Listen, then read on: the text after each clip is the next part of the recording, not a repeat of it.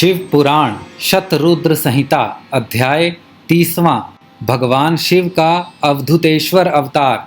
नंदीश्वर बोले, हे ब्रह्मापुत्र, एक समय की बात है, देवगुरु बृहस्पति ने देवराज इंद्र और सब देवताओं को साथ लेकर त्रिलोकीनाथ देवादिदेव भगवान शिव के दर्शन करने के लिए उनके धाम कैलाश पर्वत की ओर प्रस्थान किया।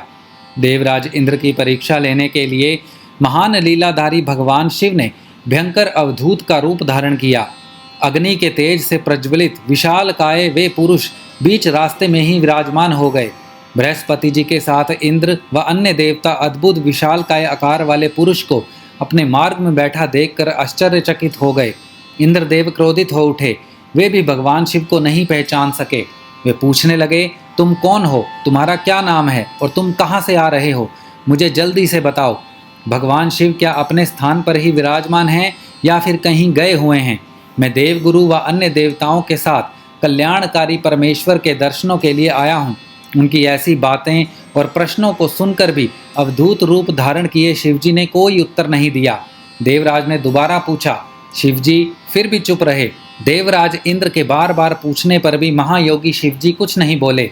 तब देवराज अपने ऐश्वर्य के घमंड के कारण क्रोधित हो उठे और जोर से चिल्लाते हुए बोले, ओ मूर्ख, मेरे बार बार पूछने पर भी तू कोई उत्तर क्यों नहीं देता है? अब मैं तुझे तेरी करनी का फल देता हूँ और तुझ पर अपने वज्र का प्रहार करता हूँ। देखता हूँ तुझे मुझसे आज कौन बचाता है। यह कहकर देवराज इंद्र ने अपने हाथ में वज्र उठा लिया और शिव जी पर प्रहार करने लगे, लेकिन भगवान शिव ने इंद्र को वहीं जड़ कर दिया। उनका हाथ अपने स्थान से हिल ना सका। अब तो इंद्र क्रोध में अपना आपा खो बैठे। यह दृश्य देखकर देवगुरु बृहस्पति भगवान शिव को तुरंत पहचान गए। उन्होंने जान लिया कि देवराज को इस प्रकार उनके स्थान पर जड़ करने वाले स्वयं देवादिदेव महादेव जी हैं।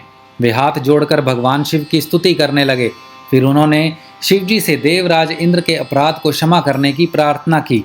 बृहस्पति जी बोले, भगवान, अपने नेत्र से निकली हुई ज्वाला से इंद्र की रक्षा करो, उसे जीवन दान दो। तब भगवान शिव बोले, क्रोध में निकली इस ज्वाला को मैं वापस नहीं ले सकता। शिव जी के इन वचनों को सुनकर बृहस्पति जी बोले, आप इस ज्वाला को कहीं और स्थापित कर दीजिए। यह सुनकर शिव जी मुस्कुराए और बोले, हे देवगुरु, इंद्र की जीवन रक्षा करने के कारण आप जगत में जीव नाम से प्रसिद्ध होंगे। यह कहकर उन्होंने अपने नेत्र से निकली ज्वाला को हाथ में लेकर समुद्र में फेंक दिया। समुद्र में गिरते ही वह ज्वाला एक बालक के रूप में प्रकट हो गई। वह बालक सिंधु पुत्र जलंधर के नाम से विख्यात हुआ। भगवान शिव ने ही देवताओं के आग्रह पर उसका वध किया था। अवधूत रूप में ऐसी लीला करके शिवजी वहां से अंतर्ध्यान हो गए और देवराज इंद्र, बृहस्पति जी व अन्य देवताओं के साथ प्रसन्नतापूर्वक घर को लौट आए। शतरुद्र संहिता अध्याय 30वां समाप्त।